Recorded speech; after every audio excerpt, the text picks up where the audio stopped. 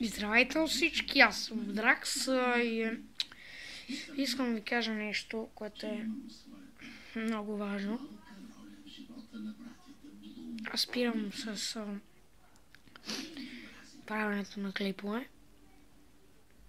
Няма да качвам повече клипове. Това беше. И така че чао и мислях просто изчезни. Чао, няма да качвам повече. И здравейте на всички, аз съм Дракс и ви направих една първоаприлска шега. Честит 1 април, пожелавам ви всички да се усмихвате днес, да правите доста шеги на ваши приятели, роднини, родители, братя, сестри, братовчетки и всичките, цялата ви рода. Искам да ви пожелавам винаги да се усмихвате и общо взето чакайте много смях с моят канал.